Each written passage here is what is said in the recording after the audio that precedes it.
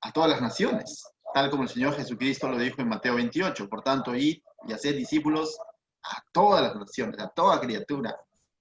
Y en Hechos 1:8 también vemos de que cuando venga el Espíritu Santo, iban a recibir poder para que sean testigos en Jerusalén, Judea, Samaria y hasta la última, la tierra. Entonces, vemos de que hasta este punto donde está Esteban, la iglesia había estado trabajando fuertemente, dando testimonio de Jesucristo, pero en Jerusalén. Después de que hoy día terminemos este capítulo, vamos a ver cómo es que la iglesia sale a otros lugares, sale a Judea, a Samaria.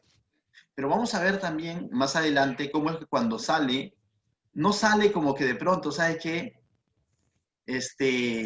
Hay una provisión, una palabra de parte de Dios, por lo tanto, Dios me está enviando a tal lugar, ¿no? Que sería el ideal, como muchas veces pensamos, ¿no? No vemos a los discípulos diciendo, hermanos, la iglesia ha crecido, tenemos apóstoles, profetas, maestros, pastores, por lo tanto, hay que enviarlos, ¿no? Aunque ese modelo bíblico lo vemos también más adelante, pero aquí, en estos comienzos, vamos a ver que Dios hace algo diferente. Usa una persecución. A raíz del mensaje de Esteban, comienza una persecución hacia la iglesia y la iglesia tiene que salir huyendo. Y en ese salir huyendo, llevan la palabra del lugar a otros lugares. Entonces, ¿cómo es que Dios, todas las cosas, ayudan para bien, ¿no? A los que lo aman. Amén. Entonces, hoy vamos a terminar esta parte de Esteban. Recordar nada más brevemente, ya estaban en Esteban 7, quizás ustedes. Vamos a recordar brevemente, Esteban estaba siendo acusado, ¿sí? De parte del Sanedrín, de parte de los judíos. Estaba siendo acusado, ¿por qué? Por haber blasfemado contra Moisés, por haber blasfemado contra la ley, por estar blasfemando contra Dios y por estar blasfemando contra el templo y contra las costumbres judías, ¿no? De eso estaban acusando a Esteban y vemos que cómo es que Esteban hace su defensa. Si bien es cierto, responde cada una de estas acusaciones, pero él no se dedica a decir yo no dije, sino él lo que hace es esclarecer su mensaje, lo que hace es fundamentar y mostrar argumentos de su mensaje. Yo diría, ¿no? Fue una especie de un apologeta, algo así, ¿no? El que hizo defensa de la fe. Porque Esteban lo que va a hacer es, a través de todos estos estudios que estamos viendo de su sermón, lo que hace es tres cosas. Declarar que no está blasfemando contra Dios, sino por lo contrario, está proclamando al Dios de la gloria, a ese Dios de gracia. Lo segundo que hace es, está diciendo, yo no estoy hablando, en otras palabras, nos está diciendo que él no está hablando en contra de las costumbres. Lo que sí hace Esteban es evidenciar el pecado de la religiosidad del pueblo judío y de los que lo estaban acusando. Y finalmente, Esteban lo que hace es presentar al verdadero Mesías, a Jesucristo. Y cuando llega ese momento cumbre de presentar al Mesías, a Jesucristo, es cuando le comienza a caer las pedradas, ¿no? Es cuando le comienza a caer las piedras y va a terminar, lógicamente, como el primer mártir del cristianismo, ¿no? Entonces, vemos, es interesante recordar eso, ¿no? Pero para esto, Esteban nos ha llevado a un viaje a través del tiempo. Comenzó desde Abraham, continuó por los patriarcas, continuó por José. La semana pasada estuvimos hablando de Moisés, y en cada una de estas historias Esteban revela a ese Dios de gracia, a ese Dios de gloria, que no necesitó un templo para aparecerse a Moisés. Nos revela a Jesucristo, viendo desde la perspectiva, viendo la vida de José, cómo es que fue rechazado, pero al final Dios lo usó para bendición. Nos revela cómo es que Dios llamó a Abraham aún estando en Ur, una ciudad idólatra, y cómo es el Dios de la gloria en toda su gracia se mostró a Abraham y lo llamó y no había mérito en Abraham, ¿no? Entonces todo eso nos muestra cómo es que Dios usó a Moisés, cómo es que preservó su vida, y de la misma manera también Moisés mismo habló de que iba a venir un profeta mayor que él y que a él deberían de oír, haciendo referencia a Jesucristo. lo cual el pueblo judío no estaba enfocado, producto de su religiosidad, no estaba viéndolo así, sino por lo contrario, estaban rechazando continuamente a Dios. Era un rechazo continuo a Dios. Por eso que nos quedamos en el verso 40 y hoy vamos a continuar del 41 en adelante. Te pido que me acompañes a leer desde el 37 para encontrarle la hilación. Dice, este Moisés es el que dijo a los hijos de Israel, profeta os levantará el Señor vuestro Dios de entre vuestros hermanos, como a mí, a él oiréis. Este es aquel Moisés que estuvo en la congregación en el desierto con el ángel que le hablaba en el monte Sinaí, y con nuestros padres, y que recibió palabras de vida que darnos, al cual nuestros padres no quisieron obedecer, sino que le desecharon y sus corazones se volvieron a Egipto. Y ahí nos quedamos. Verso 40. Cuando dijeron a Aarón, haznos dioses que vayan delante de nosotros, porque a este Moisés que nos sacó de la tierra de Egipto, no sabemos qué le haya acontecido. Entonces hicieron un becerro y ofrecieron sacrificio al ídolo, y en las obras de sus manos se regocijaron. El verso 41 es clave para resumir todos estos pasajes que hemos leído. Ya habíamos visto cómo es que este mismo Moisés anunció a Jesús, este mismo Moisés les predicó palabras de vida, pero ni siquiera Moisés obedecieron vuestros padres, está diciendo Esteban, sino que muy por lo contrario, como dice el verso 40, dijeron a Aarón, haznos dioses que hayan delante de nosotros, porque este Moisés que nos sacó de la tierra de Egipto, no sabemos qué le ha acontecido. Muchas veces el ser humano actúa de esa manera para con Dios. Muchas veces el ser humano está buscando escuchar algo que le agrade. Muchas veces el ser humano está tan acostumbrado, y hoy más en nuestros tiempos, a lo práctico, ¿no? O sea, cada vez nos estamos automatizando más, como que queremos que las cosas se hagan ya, ¿no? Si de pronto algo demora, como que no está bien. Por algo Moisés tomó su tiempo, pero en ese tiempo que Moisés tomó, más allá del pueblo, esperar en oración, esperar, después de haber evidenciado las maravillas de Dios, cómo los sacó de Egipto, más allá de esperar al siervo de Dios, ¿qué es lo que hicieron? Les nació una idea, ¿no? La típica del ser humano, ¿no? Piensa tener mejores ideas que Dios, ¿no? Piensa darle esa ayuda a Dios, ¿no? Mete, como decimos, su cuchara donde no debe, ¿no? Entonces, ¿qué es lo que hicieron? Propusieron una gran idea, ¿no? Y esa gran idea era hacer un becerro. Pero aquí Esteban explica, dice, que en realidad sus corazones estaban en Egipto. Si bien es cierto, físicamente habían salido, pero todavía había cosas en su corazón centradas con la mirada en Egipto, con la mirada en el mundo, por así decirlo. Porque Egipto es un paralelismo del mundo de hoy, ¿no? Y Esteban aquí advierte, ¿no? De que, ¿dónde está nuestro corazón? ¿Dónde está tu corazón? Y es interesante cuando dice el verso 41, entonces hicieron un becerro y ofrecieron sacrificio al ídolo, y en las obras de sus manos se regocijaron. Esta palabra, hicieron un becerro y en las obras de sus manos se regocijaron, significa que ellos encontraron satisfacción en lo que ellos hicieron.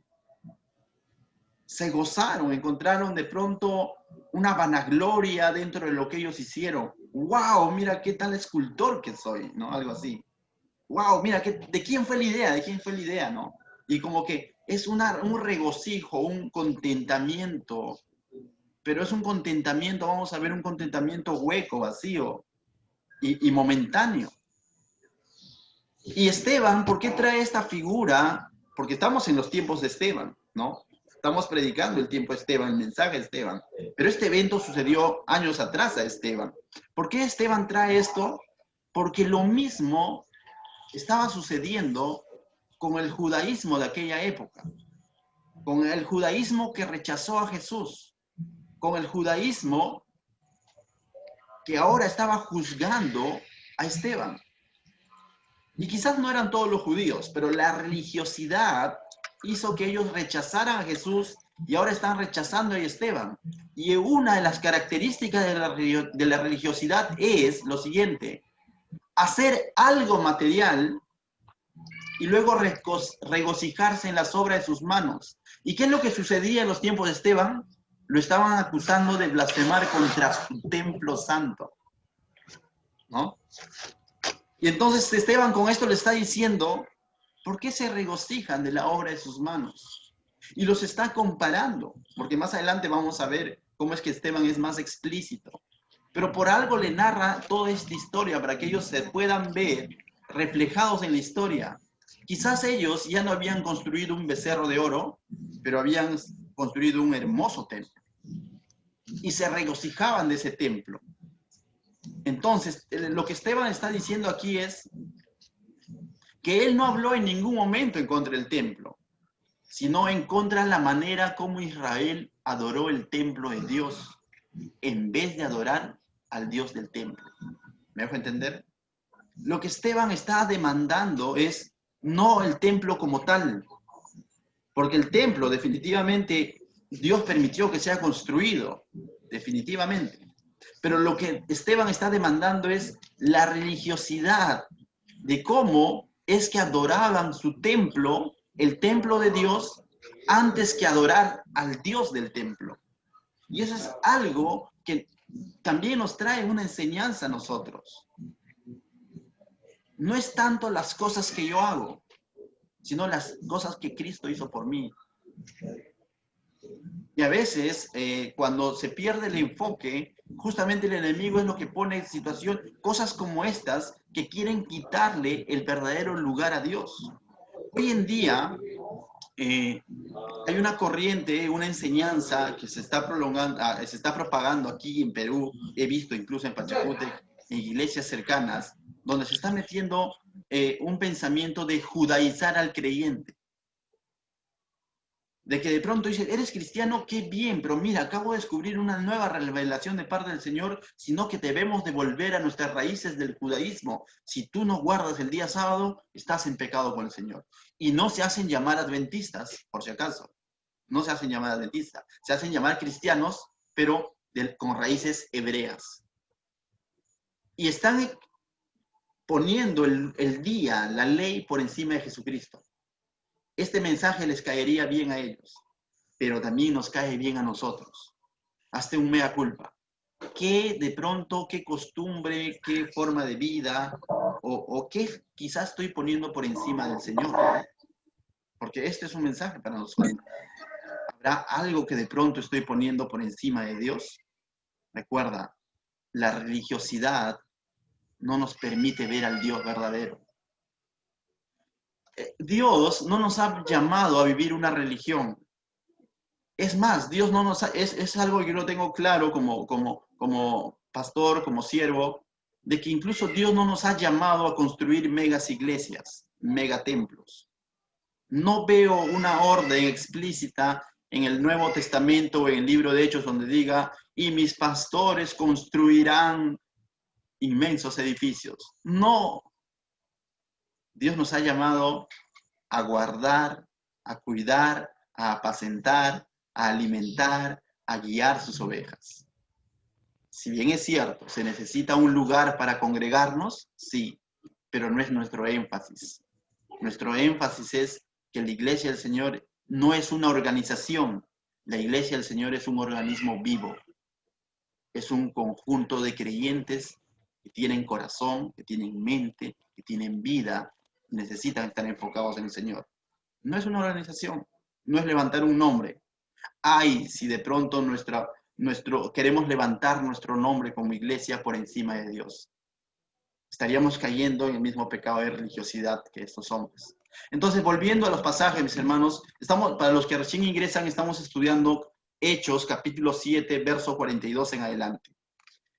Verso 42 dice, Dios se apartó y los entregó a que rindiesen culto al ejército del cielo, dice, como está escrito en el libro de los profetas. ¿Acaso me ofrecisteis víctimas y sacrificios en el desierto por 40 años, casa de Israel? Antes bien llevasteis el tabernáculo de Moloc y la estrella de vuestro dios Refán, figuras que os hicisteis para adorarlas. Os transportaré pues más allá de Babilonia.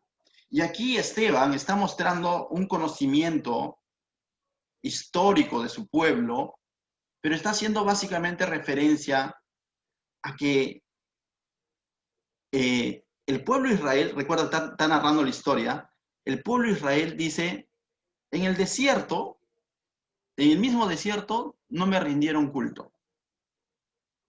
Y ni siquiera cuando llegaron a tener el tabernáculo y el templo más adelante con Salomón, paró esa idolatría. Porque los que hemos estudiado el libro de Reyes, vamos a ver que constantemente los reyes terminaban teniendo una especie de confianza en Dios, pero también en otros dioses paganos, de mezclan su fe, su confianza. Decían ser el pueblo de Dios, pero también se daban sus permisiones para adorar otros dioses, hacían sus alianzas. Un ejemplo de eso es Salomón, al final de su reinado, que producto de su, más que debilidad, de su pecado, de poder estar con muchas mujeres, estas mujeres lo arrastraron a adorar y a construir lugares altos para otros falsos dioses. Entonces, en esos tiempos donde los reyes de Israel, no solamente ya en el desierto, sino ya estando en la tierra prometida, ya teniendo un templo, aún en esos tiempos, eso no solucionó de que ellos se apartaran de la idolatría muchas veces. Entonces, aquí le está diciendo, ¿y qué es lo que sucedió en aquellos tiempos? Dios usó profetas, como uno de los profetas que Dios usó es Oseas, por ejemplo, ¿no? Amós, por ejemplo. Dios usó profetas. ¿Para qué? Para decirle al pueblo de Israel que producto de esa constante rebeldía, de esa constante rechazo y desobediencia a Dios, que años adelante Dios iba a levantar un imperio y los iba a llevar cautivos. ¿Y sabes qué? Eso se llegó a cumplir. Este reinado, tanto el reino, es más, hay que ver mucha historia ahí, tanto el reino del sur como el norte, porque se divide el pueblo de Israel en dos, ambos reinados terminaron yendo cautivos a otro imperio pagano. Entonces, eso es lo que aquí Esteban le está diciendo. Oye, mira, Dios se apartó y los entregó, pero esto Dios lo permitió. No es que de pronto fue un descuido de Dios y de pronto su pueblo fue cautivo. Dios mismo, a manera de una justicia, de una disciplina, dice, y Dios se apartó y los entregó a que rindiesen cultos al ejército del cielo, y más adelante va a narrar de que terminan, dice, pues más allá de Babilonia, termina el verso 43, os transportaré pues más allá de Babilonia. Había toda una profecía en cuanto a esto y se cumplió. Pero lógicamente Dios también permitió que ellos estén ahí 70 años y luego los devuelve, ¿no? A través de Esdras, Zorobabel, Nehemías, que en algún momento vamos a estudiar. ¿Amén? Pero te adelanto esa parte de la historia para poder entender esto. Entonces Esteban toma pasajes del Antiguo Testamento que para ellos, para el judío, era fresco, pues, sabía de qué le estaban hablando. Es como que de pronto nosotros los peruanos nos hablan cómo nos conquistaron los españoles. Sabes tu historia desde niño, ¿no? O nos hablan cómo es que de pronto fue la guerra con Chile. Sabes de qué te están hablando. Entonces aquí Esteban lo que le está diciendo, oye, mira, todo esto Dios lo permitió, ¿por qué? Fue una disciplina de Dios. Y con esto lo que les está mostrando que esa religiosidad, esa idolatría, tuvo un juicio de parte de Dios. Y si Esteban les está diciendo a los religiosos judíos que ellos están adorando su templo por encima del Dios vivo, definitivamente también le está diciendo, hey, va a haber consecuencias de lo que estás haciendo. Ten cuidado. Y vemos que Esteban no solamente los está juzgando o los está acusando, más adelante vamos a ver el verdadero motivo por el cual él les exhorta todo esto. Entonces, mi hermano, yo te hago una pregunta. Quizás nosotros no somos judíos, tú podrás decir, pero yo soy creyente, no creo que haya religiosidad en mí. Pero recuerda, Pablo dice, mire aquel que cree que está firme, que no caiga. Muchas veces, tentación para el creyente, para el cristiano, ya no es un vaso de cerveza, ya no es un pecado escandaloso, por así decirlo. Muchas veces, el pecado que está a la puerta puede ser la religiosidad. La religiosidad. Tengamos cuidado de eso. Entonces, la pregunta sería, ¿estoy obedeciendo a Jesús constantemente en cada área de mi vida o de pronto quizás lo estoy rechazando? Y si lo estoy rechazando, Dios siempre va a traer, así como trajo profetas a su pueblo Israel para que lo exhorten y exhorten y exhorten, Dios hoy en día también trae su palabra para hacernos ver, para hacernos ver, para hacernos ver. Pero hay un punto en el que de pronto Dios dice, bueno, que asuma las consecuencias de sus decisiones. Y no es que te descarta, no es que pierdas tu salvación, no estamos hablando de salvación, pero muchas veces tenemos que vivir momentos difíciles como producto de nuestras malas decisiones. Y de pronto decimos, Dios, ¿por qué conmigo? ¿Qué he hecho de mal? ¿No? Y necesitamos un Esteban para que nos diga, pasó esto, esto, esto, esto, que le quitó su lugar a Dios. Entonces, qué interesante es ver estos pasajes, mis hermanos. Verso 44 al 50, vamos a leer, dice, mira, tuvieron nuestros padres, Esteban sigue narrando la historia de Israel, dice, tuvieron nuestros padres el tabernáculo, el testimonio en el desierto, como había ordenado Dios cuando dijo a Moisés que lo hiciese conforme al modelo que había visto, el cual recibido a su vez por nuestros padres, lo introdujeron con Josué al tomar posesión de la tierra de los gentiles, a la tierra prometida, ¿no? A los cuales Dios arrojó de la presencia de nuestros padres hasta los días de David, es decir, tomaron posesión de la tierra prometida, entraron con su tabernáculo, que Dios les había dado todo el plano, todo el diseño, toda la arquitectura, ¿dónde? En el desierto, ¿no? Les dio, y con ese tabernáculo ellos también introdujeron, dice, la tierra prometida. Dice 46, halló gracia delante de Dios, ¿quién? David, ¿no? Y pidió proveer tabernáculo para Dios de Jacob. De pronto David ya tenía un palacio, dice, tenía una hermosa casa, y de pronto David dijo, Señor, ¿cómo tú?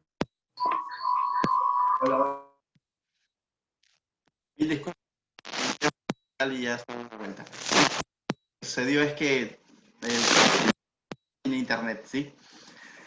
Seguimos. Entonces, les vuelvo, dice, ¿no? Para que hagan un tabernáculo donde esté la presencia del Señor ahí, el arca del pacto, y con Josué también introdujeron la tierra prometida, y después de Josué estando ahí un rey llamado David, que pidió gracias a Dios, y David le dice, quiero construir un templo. ¿Cómo yo puedo estar viviendo de pronto en mi casa de 2 pisos y tú estás en una tienda, ¿no? ¿Hola? Hola, hola. ¿Me escuchan? Sí, ¿no? Sí, es chillido muy fuerte. Hay un chillido, a ver, vamos a ver. Pero esto, había. Y su voz estaba bajo, no se le Pero ahorita escuchaba. ya está bien. Okay. Creo que ya. Ya. Retomemos, ¿no? Ok, retomamos. Es el tema del internet. Entonces, David se ofrece, ¿no? Se ofrece, le dice, Señor, yo te quiero construir un templo, ¿no? ¿Sí? Ah, aquí ya está con audio. Ya les activé. Entonces, David se ofrece y le quiere construir un templo, y Dios, lógicamente, le dice a David, no, lo chotea, como se dice, ¿no? El que me va a construir templo es tu hijo, le dice Salomón. Y Salomón le llega a construir un templo, por eso dice el verso 40 y mira, 7, dice, mas Salomón le edificó casa, le construyó un templo. Verso 48, si bien el Altísimo no habita en templos hechos de mano, como dice el profeta, ¿no? El cielo es mi trono y la tierra el estrado de mis pies. ¿Qué casa me edificaréis, dice el Señor? ¿O cuál es el lugar de mi reposo? ¿No hizo mi mano todas las cosas? Y aquí lo que Esteban está enfatizando, dice, esta es la historia del templo. Le está diciendo, la historia del templo es así. Y si bien es cierto, Dios permitió y Salomón le construyó un templo, pero sobre todo, le está aclarando verso 48, dice, si bien el Altísimo no habita en templos hechos de manos. Y les está recordando que Dios no está limitado a un templo, que Dios es el creador. Y con esto, para el judío era como diciendo, ¿qué estás diciendo, no? Porque ellos se jactaban y pensaban que la presencia de Dios se limitaba al templo hermoso que tenían. Y definitivamente ese templo fue un lugar donde iban a escuchar la palabra, la ley y todo lo demás. Está bien, y tenía su lugar santo, su lavacro, su lugar santísimo, todo para que hagan todos los sacrificios, todo en el Antiguo Testamento. No hay nada que ver, sino el problema, como dice, era que de que ellos estaban endiosando el templo, adorando el templo por encima de Dios. Y se olvidaron justamente lo que Moisés está diciendo así. Dios en realidad habita en todo lugar. ¿Se acuerdan dónde llamó a Abraham? En un lugar de idolatría. Desde ahí lo sacó. Y vemos a través de toda la historia de Israel que Dios no se limita a un lugar. El punto de Esteban es que la presencia de Dios, ¿ya?, no se limita a un tabernáculo, un templo. No, ese es el punto de Dios, de Esteban. Su punto va de que Dios, es más, él tenía claro que los ha enviado a llevar su presencia, a llevar su mensaje, ni siquiera al pueblo de Jerusalén nada más, sino a todos los gentiles. Algo que para el judío era inconcebible. ¿No? Algo para el judío era inconcebible esto. Entonces Esteban confrontó la idolatría del templo. Te vuelvo a decir, ¿qué cosa, quizás hoy en día, yo digo, ¿no?, en nuestra iglesia, de pronto no se aplica? ¿Por qué? No se aplica aún, pero cuidémonos de esto. Nuestra iglesia no es un super templo, pues. Ustedes conocen. Pero ¿qué hay si lo sería? ¿Qué hay si sería hermoso, con aire acondicionado, luces, acústica y todo lo demás? Dirías, nuestro templo es más hermoso que los de Gamaliel, dirías, ¿no? Ten cuidado. Ese no es el énfasis. El énfasis es si la presencia de Dios, la palabra de Dios, los corazones que vienen a buscarle están siendo sinceros con Dios, más allá del lugar donde nos reunamos. Ese es el punto. Ese es el punto de todo esto, ¿no? Entonces, el templo muchas veces dice, tienes que venir a mí para que encuentres a Dios. En realidad Dios dice que nosotros somos templos del Espíritu Santo y que como templos vivos del Espíritu Santo somos llamados para ir al pecador, para ir al necesitado, para ir al mundo. El pensamiento religioso muchas veces es, este es el lugar y aquí tú vienes y aquí vas a recibir, ven a buscar. Ese es el pensamiento religioso. El pensamiento de Cristo es, por tanto, id y hacer discípulos. Salgan. No te limites a un lugar. ¿Es hermoso habitar los hermanos juntos en armonía? Sí, eso es hermoso, pero en armonía. Habitar los hermanos juntos. Si no están los hermanos juntos y no están en armonía, por más super templo que sea, es simplemente cosas materiales. Entonces, ahora a partir del 51, vamos a ver cómo Esteban ya comienza a afilar, como dice Spurgeon, ¿no? Spurgeon, un predicador, el príncipe de los predicadores, dice, a partir del verso 51, Esteban afila la espada y va a ser, ya, como decimos nosotros, directo a la yugular, ¿no? Y mira lo que dice. Duros de cerviz, ¿no? Dice, duros de cerviz e incircuncisos de corazón y de oídos. Vosotros resistéis siempre al Espíritu Santo, como vuestros padres, así también vosotros, al cual los profetas no persiguieron vuestros padres. ¿A cuál de los profetas no persiguieron vuestros padres? Y mataron a los que anunciaron de antemano la venida del justo, refiriéndose a Jesucristo. ¿De quién vosotros ahora habéis sido entregadores y matadores? Vosotros que percibisteis la ley por disposición de ángeles y no la guardasteis. Y aquí va a usar Esteban, refiriéndose lógicamente al judío religioso que lo estaba juzgando, refiriéndose lógicamente al judío que rechazó a Jesucristo, les va a decir unas cuantas frases que son para ellos quizás hirientes, pero no dejan de ser verdad. Le va a decir unas dos frases que constantemente, si tú lees el Antiguo Testamento, vas a encontrar cada vez que Dios demandaba obediencia a su pueblo, o cada vez que Dios de pronto se refería a su pueblo que estaba en desobediencia, Dios decía esta frase: duros de cerviz. Duro de cerviz hace referencia a una persona con actitud soberbia, ¿no? Acá está la cerviz, dicen muchos, ¿no? El humilde le baja la cabeza y obedece a su Señor. Baja la cabeza y reconoce la palabra de su Señor. El soberbio anda, como dice, ¿no? Con cuello levantado, pecho en alto, y no tengo por qué bajar la mirada. No quiere quebrantarse ante su Señor. Y así era el pueblo de Israel en muchas ocasiones. Por eso que Dios les había puesto esta chapa, ¿no? Duros de cerviz. Y yo te pregunto, ¿será nuestra chapa? Uy, pastor. Agacho la cabeza. Pero no solamente se está refiriendo físicamente, sino de actitud. Entonces aquí Esteban está siendo directo con ellos, le está diciendo, en otras palabras, en lenguaje sencillo, en lenguaje de Pachacute, le está diciendo: hey, soberbio. Y eso lo está diciendo, ¿no? Duros de cerviz e incircuncisos de corazón y de oídos. Ese es otro punto interesante, ¿no? Ellos se jactaban de una circuncisión física, ¿sí? Por el pacto que Dios había hecho con Abraham, su padre. Y ellos, es más, una de las cosas que exigían constantemente era, y practicaban, era la circuncisión física. Pero hubo momentos en el que Dios mismo en el Antiguo Testamento, puedes anotarlo quizás en Jeremías 9:26, a través del profeta, les dijo: incircuncisos de corazón, diciendo, físicamente ustedes pueden haberse circuncidado, pero espiritualmente su corazón no ha sido circuncidado, su corazón está contaminado. Recuerda que la circuncisión era una señal de alguna otra manera de pureza, ¿no? Y de diferencia frente a otros pueblos paganos.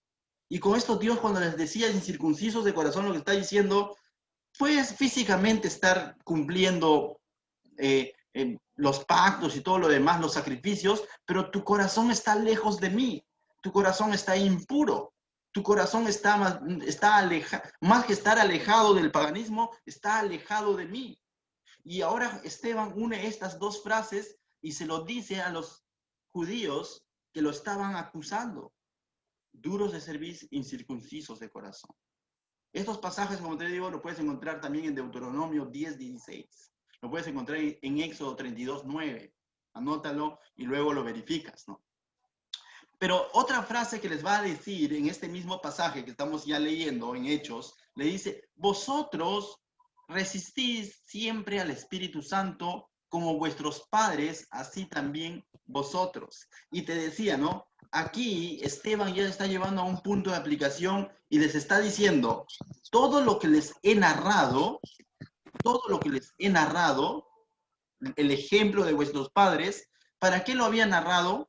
Para hacerlos ver cómo es que aún los padres desobedecieron a Dios, se resistieron a la guía del Espíritu Santo, a la guía del Señor.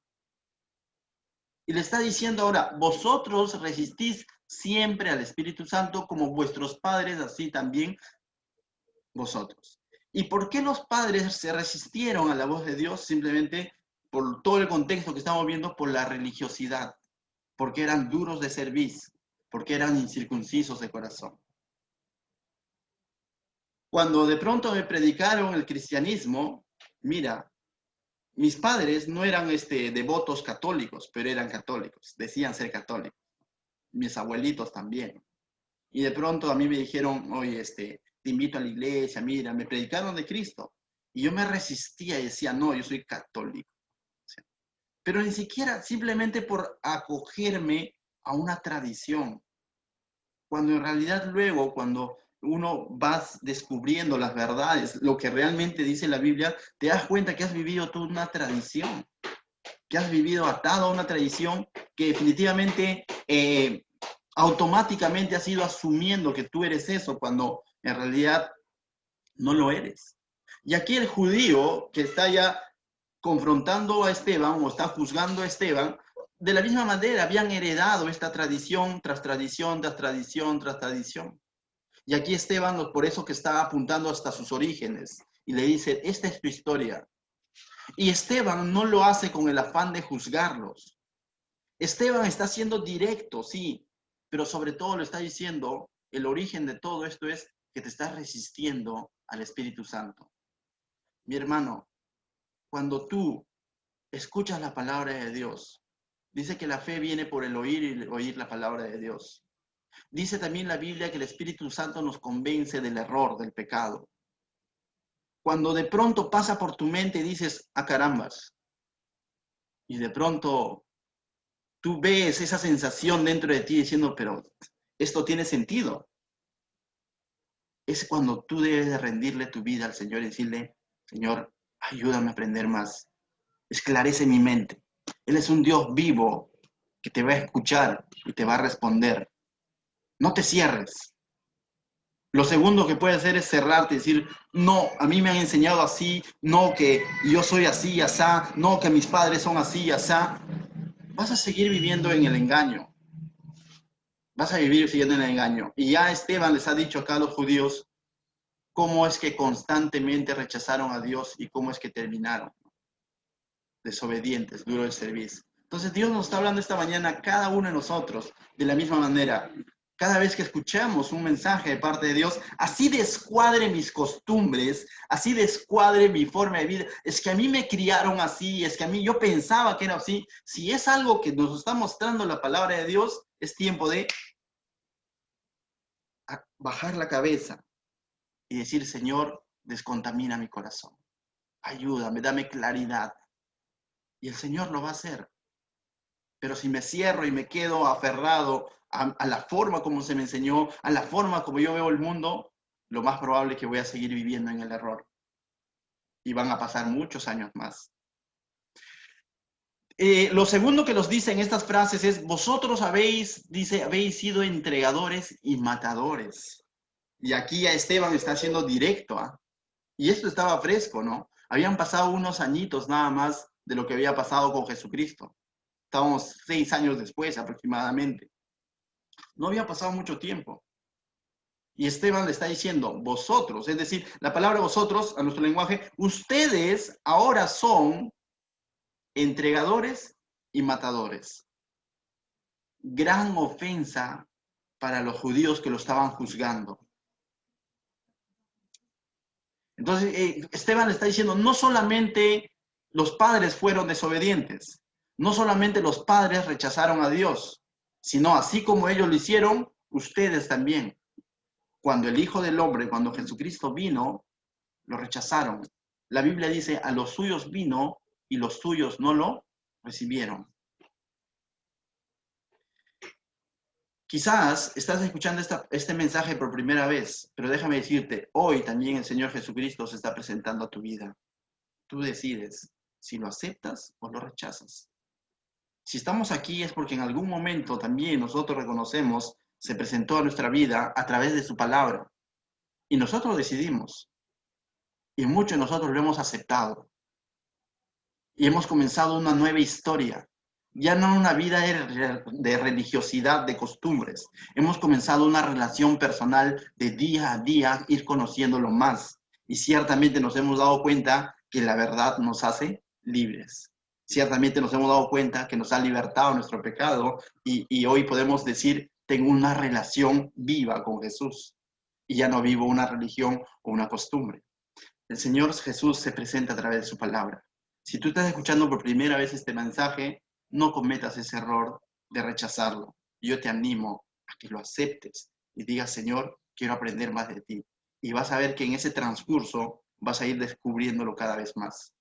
Continúa Esteban, continuamos con el mensaje, dice. Recibiste la ley por disposición de ángeles y no lo guardaste. Sí, es cierto, le está diciendo, mira, ustedes recibieron la ley y no lo obedecieron. Esto también era otra verdad, ¿no? Por eso digo, son hirientes para los judíos que lo estaban oyendo, pero no dejaban de ser verdad. No, dice, Ustedes tenían la ley y no la obedecieron, no lo guardaron, no lo vivieron. Y una de las cosas que ellos jactaban era de eso. Y de pronto Esteban viene y le dice, ustedes tienen la ley y no lo cumplen. Para el judío esto era como que no era un golpe bajo, sino era una ala yugular, como decimos, ¿no? Una directa. Entonces, hasta este punto puedo ver yo, y digo, hasta este punto podemos ver y decir, Esteban comenzó siendo muy amable, muy respetuoso con su discurso, lleno de sabiduría, ¿no? Porque narró la historia, comenzó diciendo varones, hermanos judíos, pero ¿sabes qué? No aguó o no aligeró la verdad. Cuán importante es que cuando predicamos la palabra de Dios seamos amables, seamos sabios, usemos la palabra de Dios, pero no para herir, sino para restaurar. Pero eso no significa, uy, no le digo esto porque lo puede ofender. Como dice Esteban, no aguó el evangelio. Hoy en día vivimos en un tiempo donde muchas iglesias o muchos creyentes están aguando el evangelio. Y es algo del cual debemos de cuidarnos. No lo digo por juzgar a ellos, sino nosotros. De que cuando tú compartas el evangelio, hazlo en amor, hazlo con respeto, con sabiduría, pero no hay que aguar el evangelio, la sana doctrina. No hay que alterarla diciendo, uy, que si le digo esto lo puede ofender. Esteban, y es más, Esteban se la olía lo que le va a suceder más adelante, dentro de unos minutos, nada más para él. Él sabía lo que le iba a suceder, pero por eso no cayó, sino fue directo y ahora está diciéndoles lo que sucedió, ¿no? Ustedes han tenido la ley y no la obedecieron. Entonces, mis hermanos, qué interesante es ver estos pasajes porque nos hablan mucho. Verso 54, seguimos avanzando para poder terminar. Verso 54 dice, oyendo estas cosas, mira lo que sucedió. ¿Cómo? Yo me pregunto por un momento cuando hacía mi estudio de este libro, decía, ¿cómo hubiese sido si de pronto, dice el verso 54, oyendo estas cosas, se arrepintieron y entregaron sus vidas a Cristo? ¿Te imaginas cómo hubiera sido la historia? Esteban estaría vivo. No, hoy no, pero no, para que no hubiese seguido vivo. De pronto los judíos también comenzaban a predicar. Pero no sucedió necesariamente eso. La Biblia nos dice que oyendo estas cosas se enfurecían en sus corazones y crujían los dientes contra él. Yo te pregunto, ¿era contra él o contra el mensaje? Era contra el mensaje. Créeme que si Esteban hubiera aguado su mensaje, se hubiese amoldado a ellos, no hubiera sucedido esto. No era tanto contra la persona de Esteban, eran contra lo que Esteban estaba proclamando. Ahora, pero lo que Esteban estaba proclamando, ¿de quién venía? La Biblia dice lleno de gracia y poder. La Biblia dice lleno del Espíritu Santo. Era un mensaje de parte de Dios. Entonces, cuando estos hombres crujen sus corazones, se enfurecen en sus corazones y crujen los dientes, en el fondo lo están haciendo contra Dios mismo, porque está haciendo un rechazo ante las evidencias que Esteban está presentando sobre este Dios glorioso y de gracia, y está refutando la religiosidad de estos hombres, y ellos crujen. Quizás cuando en algún momento compartas la palabra de Dios, no a todos le va a ser de agrado, pero no por eso alteres el mensaje. Continúa predicando tal, siendo fiel a lo que dice la Biblia, no a lo que dice hoy en día este mundo, ¿no? Entonces, ahí la importancia de enseñar la palabra de Dios por completo, verso a verso, ¿no? Y no pasarnos ni una coma. Entonces, vemos qué interesante es ver este crujir de dientes. A ver, crujan los dientes. Es como que, ¿no? ¿No? Es como una especie de... Ya me estás colmando, ¿no? Pero este mismo pasaje también es interesante, o este mismo término, muchas veces lo encontramos en los evangelios, cuando de pronto se habla o se hace referencia al infierno, ¿no? Dice que ahí será el lloro y el ¿qué? El crujir de dientes. Mis hermanos, nunca crujamos los dientes. Lo digo no de manera ilustrativa, no es que de pronto crujes y apuestes, no. Nunca crujamos los dientes ante un mensaje del Señor.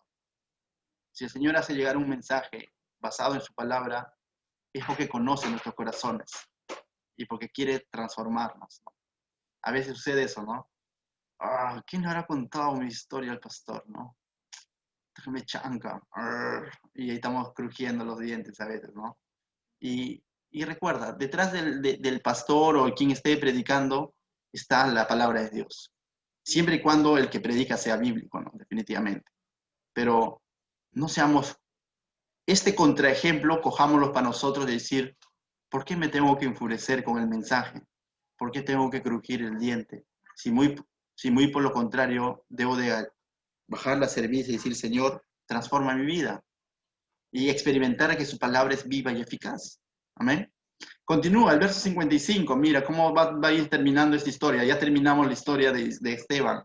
Pero Esteban lleno, y esta es la explicación, y Esteban es lleno del Espíritu Santo, puesto los ojos en el cielo, vio la gloria de Dios y a Jesús que estaba a la diestra de Dios, y dijo, he aquí veo los cielos abiertos y al Hijo del Hombre que está a la diestra de Dios. Este es un pasaje magnífico, este es un pasaje que me llena de mucha esperanza. ¿Por qué? Porque Esteban, vemos que la fuente de su mensaje no fue su conocimiento nada más. La fuente verdadera de su mensaje fue de que él estaba lleno del Espíritu Santo.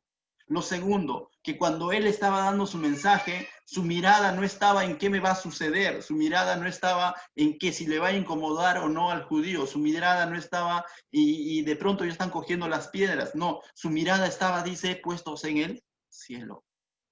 Sabía a quién estaba obedeciendo, sabía de quién venía este mensaje. Y este mensaje no solamente es un mensaje para los judíos, sino este mensaje, vamos a ver a partir del capítulo 8, que va a marcar un precedente, porque aquí Esteban está presentando evidencias de que el evangelio ha sido para todos y no solo para el pueblo judío. Que el evangelio ha sido dado para todos. Qué interesante es ver. Esteban dice, estaba lleno del Espíritu Santo. Entonces, el valor, la sabiduría, la forma de predicar, la fuente era el Espíritu Santo. La gracia que él tenía, porque así dice la Biblia, que cuando él comenzó este mensaje, le fue con mucha gracia, con mucho poder. Todo eso venía de parte del Espíritu Santo. La pregunta sería hoy para nosotros, para los que ya somos cristianos y para el que no es también, cuando tú das un consejo a alguien o predicas a alguien, ¿te estás asegurando de que ese consejo o ese mensaje que estás dando a alguien realmente la fuente es el Espíritu Santo? ¿O de pronto son tus conocimientos? ¿O de pronto la fuente de ese mensaje es tu forma de ver la vida? Que la fuente de tu mensaje siempre sea el Espíritu Santo. Sea que hablas con uno, o sea que le predicas a 1000. Sea que estés predicando por Zoom, o sea que por Facebook, o sea en el templo. Todo predicador debe de asegurarse que ese mensaje, la fuente, sea el Espíritu Santo. Solo así será de bendición. Porque si yo pretendo meter mi forma de pensar y hacerlo ver como que viene de Dios, gran problema, arraigo. Gran responsabilidad para el que predica. Entonces, mis hermanos, para los que quizás dices, pues yo no predico, yo por primera vez escucho, entonces asegúrate que cuando escuchas un mensaje, cuando escuchas un consejo, venga de Dios. Asegúrate. No prestes oídos a cualquier consejo. Disciérnelo si realmente viene basado en, tiene bases en la palabra de Dios. Esteban hizo uso de la palabra de Dios y el Espíritu Santo. Y es que siempre vamos a encontrarlos ligados. El libro de Efesios dice que la espada del Espíritu es la palabra de Dios. Entonces, la mejor manera de escuchar la voz de Dios es leyendo y estudiando su palabra, ¿no? Y no me voy a cansar de decirlo eso. A veces estamos esperando una voz audible de Dios de que de pronto me diga a través de un sueño, Keila, arrepiéntete. Y no sucede, ¿no? Algo así. O Orlando, ¿no? Sírveme, algo así. Estoy esperando que... Y no sucede, ¿no? Y mientras que no suceda, estoy frustrado. ¿Quieres escuchar la voz audible de Dios? Como siempre lo decimos, abre tu Biblia, léelo en voz alta, si tú quieres con voz melodiosa, con voz, no sé, grave, pero léelo en voz alta y esa es la voz de Dios. Esa es la voz de Dios, es su palabra. Amén. ¿Qué más dice este pasaje? Dice, vio la gloria de Dios y a Jesús que estaba a la diestra de Dios. Qué interesante. Esto es, especularíamos cómo fue esto, ¿no? Pero definitivamente no podemos ir más allá de lo que dice el texto. Pero dice que Esteban, habrá sido una visión, no sé, la verdad, no sabría decirte, pero dice, vio la gloria de Dios y a Jesús que estaba a la diestra de Dios. Y lo manifestó, ¿no? Porque dice, Esteban, lo voy a volver a leer, dice, Esteban, lleno del Espíritu Santo, puesto los ojos en el cielo, vio la gloria de Dios y a Jesús que estaba a la diestra de Dios y dijo, mira, porque él lo manifestó lo que vio, y dijo, he aquí veo los cielos abiertos y al Hijo del Hombre que está a la diestra de Dios. Esto para los que estaban juzgándolo, para el Sanedrín, de pronto habrá sido, ¿qué está hablando, no? O sea, ¿por qué? Más allá de entrar en un temor y decir, wow, Dios está definitivamente en esto, ellos los enfureció más. ¿Sabes por qué? Porque ellos consideraban a Jesucristo muerto. Porque Esteban justo está predicando a Jesucristo. Y ellos no querían escuchar el mensaje de la resurrección. ¿Se acuerdan cuando llevaban a la cárcel a Pedro, a Juan por el mismo motivo? Porque predicaban a Jesucristo resucitado. Y aquí Esteban le está diciendo lo mismo. Veo a Jesucristo a la diestra de Dios, al Hijo. Y de pronto esto va a desatar en ellos que se llenen de mayor ira y terminen apedreándolo. Y dice la palabra de Dios, verso 57, entonces dice, entonces, mire este entonces ellos dando grandes voces, a raíz de lo que Esteban les está diciendo, entonces Esteban dando grandes voces se taparon los oídos y arremetieron a una contra él. Arremetieron a una contra él y echándole fuera de la ciudad le apedrearon y los testigos pusieron sus ropas a los pies de un joven llamado Saulo. Qué peligroso es la religiosidad que se ha impregnada en el ser humano. Por eso les vuelvo a decir, tengamos cuidado con la religiosidad.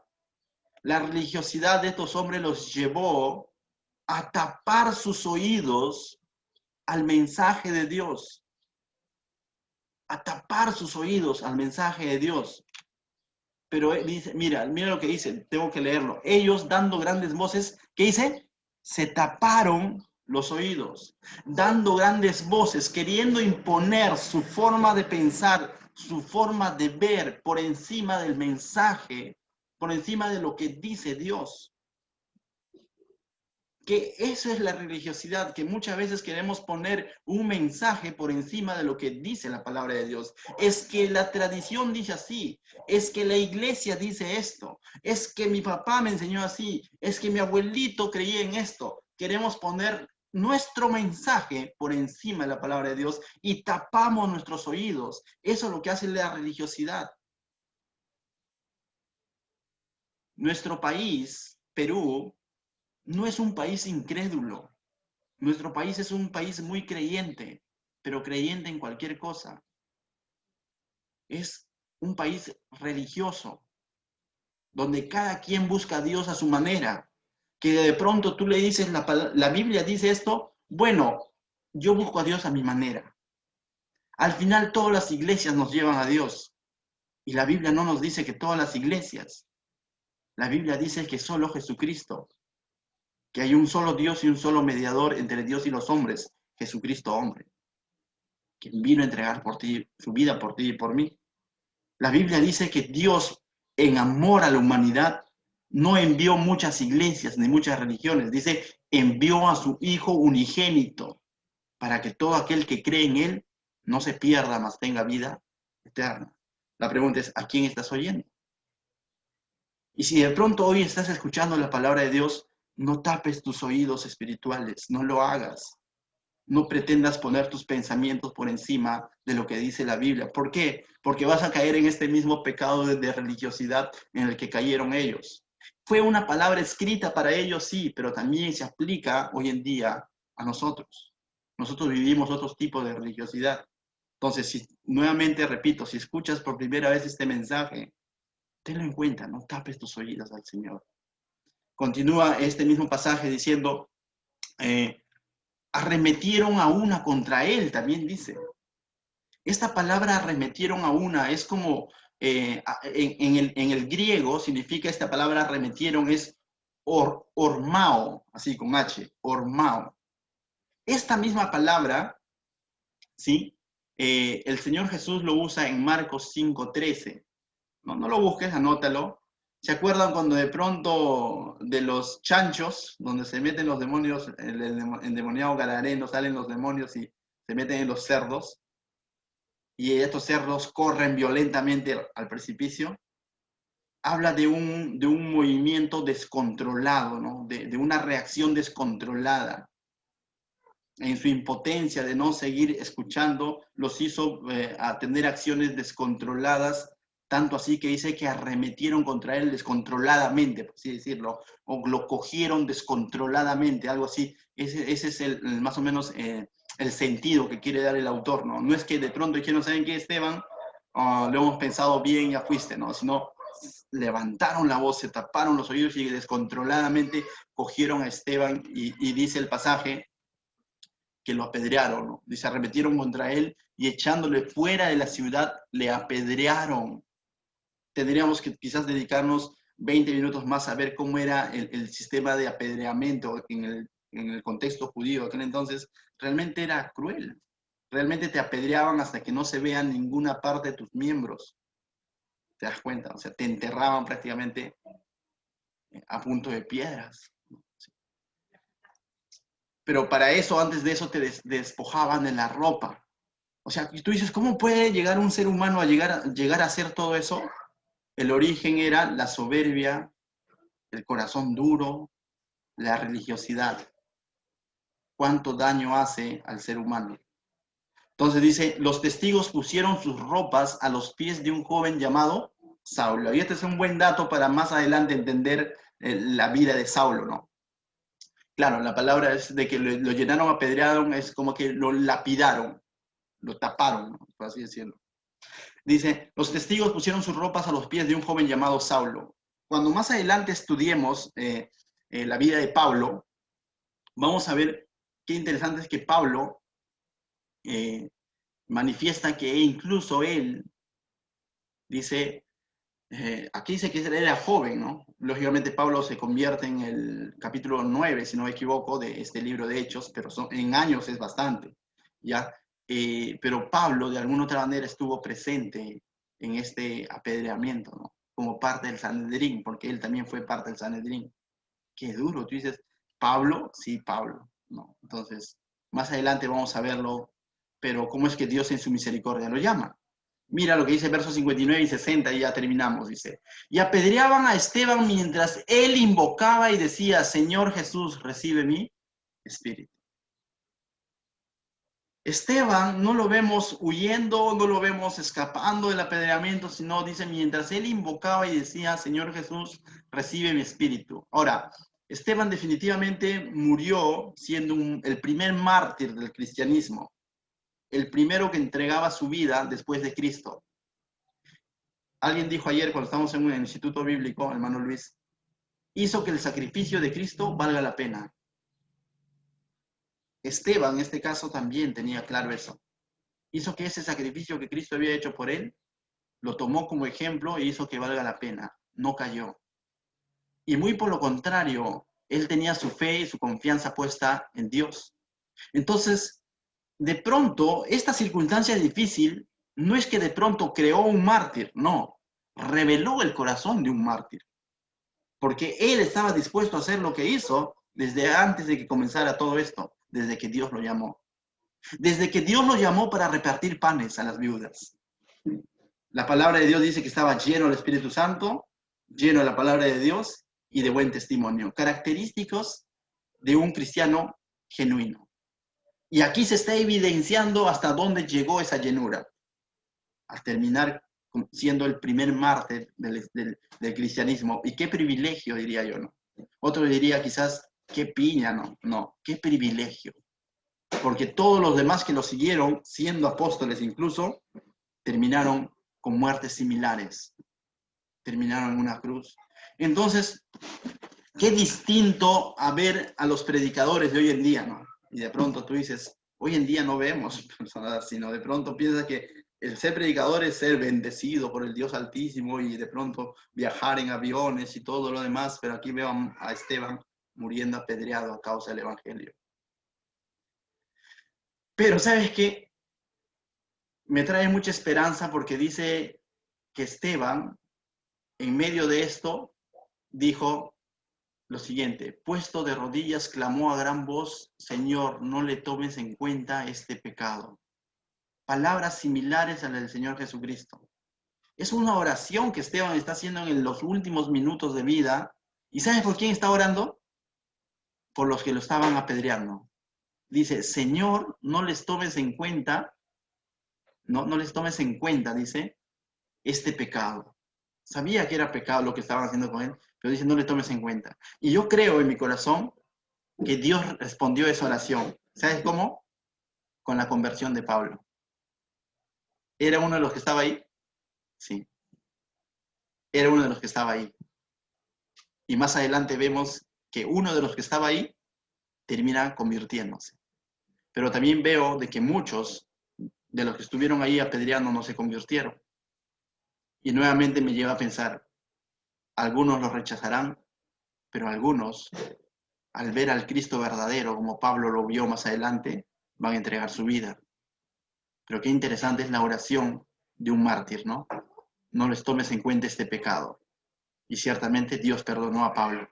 Esa es la mayor evidencia de que Dios contestó la oración de Esteban. Qué importante. Cuando estemos en el cielo vamos a decir, Esteban, te pasaste con tu oración, ¿ah? ¿Sabes por qué? Porque producto de tu oración se convirtió Pablo.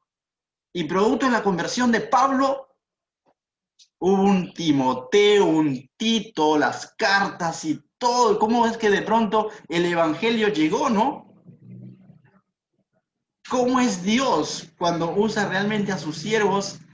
Qué privilegio es ser parte de eso, ¿no? Y yo les pasaba cuando estuvimos en una reunión de oración, les decía que qué privilegio será decir de pronto, oye, a mí me gustaría conocer o saber quién estuvo orando por mí para convertirme realmente. Y ir y contarle, decirle, gracias por tus oraciones, porque ahora estoy pastoreando. Porque no solamente Dios me salvó, sino me llamó al ministerio. Pero así, de esa misma manera, tú puedes orar por alguien más que quizás no es creyente todavía, decíamos la vez pasada, pero en algún momento esa persona venga y te diga, dice que tú estuviste orando por mí y ahora estoy sirviendo a Dios en tal o cual iglesia. Y ahora Dios me está usando como pastor, como predicador. Y tú decir, Señor, realmente las oraciones no regresan vacías. Eso fue una oración de Esteban. Y termina esto con algo hermoso. Y habiendo dicho esto, dice, durmió. ¿Qué tal sabiduría de Dios y de Lucas, el que escribió la carta? Porque no dice murió, sino que dice durmió. Qué ternura, ¿no? Pasó algo trágico, pero qué tierno porque durmió. Porque durmió me hace referencia a que durmió acá, pero despertó allá, donde estaba su mirada. Murió acá apedreado, pero despertó con Cristo. Eso me atrae me lleva a esa referencia, ¿no? Durmió, no dice murió. Y ese es Esteban, mis hermanos, quien definitivamente a partir de este evento inspiró a los mismos apóstoles a hacer lo mismo, a entregar sus vidas por el Cristo. Valió la pena. Entonces, antes de terminar, mis hermanos, quisiera hacerle unas cuantas aplicaciones, ¿no? Debemos ser amables, como lo fue Esteban con su predicación, respetuosos, sabios y sobre todo usar la palabra de Dios, dejarnos guiar por Dios, hacerlo con gracia, como lo hizo Esteban, pero jamás aguar el evangelio. Jamás. Esteban en ningún momento aguó el evangelio, muy por lo contrario. preparó todo el terreno, todo el corazón, para después ir directa a la yugular. Sigue ese ejemplo. Segundo,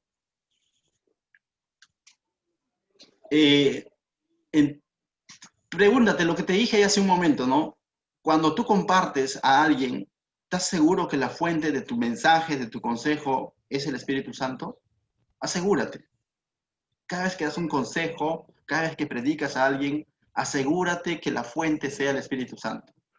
Si no lo es, mejor ni des ese consejo. Dile, dame tiempo, voy a orar. Preferible, ¿verdad? Cuando de pronto a mí me preguntan algo complicado, le digo, no sé qué aconsejarte, deme tiempo para orar. Preferible a aconsejar algo que no viene de parte de Dios, que haya convicción. Entonces, y lo mismo, si tú eres receptor de un mensaje, de un consejo, discierne si realmente ese consejo, ese mensaje viene de parte de Dios. Esto es una aplicación general de todo lo que hemos visto de estos 3 domingos, ¿no? Lo tercero que me gustaría preguntarte es, ¿habrá alguna, o preguntarnos, ¿habrá alguna religiosidad que nos impide ver y oír a nuestro Señor hoy en día, en nuestra vida? Pregúntate y respóndete, ¿no? ¿Habrá algo que está de pronto quitándole su lugar al Señor y de pronto podemos estar camino al judaísmo, por así decirlo, entre comillas, ¿no? A la religiosidad? ¿Habrá algo que nos hace crujir los dientes cuando escuchamos? Oh, no me cuadra esto, ¿no? Ahora, cuando crujes el diente te pareces más a los que van a estar allá en el lloro y crujir de dientes. Entonces, es mucho mejor servir de corazón. No, digo, agachar la cabeza, ¿no? Ser, ¿cómo podríamos decir? Ligeros de servir, ¿no? No duros de servir, sino ligeros, ¿no? ¿Por qué? Porque así vas a estar en el cielo. Así, adorando a tu Señor. Mientras que allá en el infierno, ¿cómo vas a estar? Crujiendo los dientes. ¿Cuál prefieres? Yo prefiero estar así. Amén. Entonces, ¿habrá algo? Si hay, erradícalo, mi hermano. Sácalo. No permitas que tome lugar en tu corazón. La otra última pregunta, con esto termino, es, ¿habrá un mártir dentro de ti? Esto sí es un poco más duro, ¿no? ¿Habrá un mártir dentro de ti? ¿Estarás dispuesto en algún momento a dar tu vida por el Señor? Cuando los tiempos se pongan más complicados quizás, ¿estaremos dispuestos a decir, doy mi vida por Dios? Medítalo. Medítalo. Pueden venir tiempos peligrosos. Y a veces a nosotros nos ha tocado, no es que de pronto hemos fallecido, porque todavía estamos acá, como ministerio han pasado momentos duros, ¿no? Con mi esposa, con Sofía, antes de Kiara incluso, donde en más de un momento hemos querido renunciar al ministerio, renunciar a nuestro llamado, ¿no?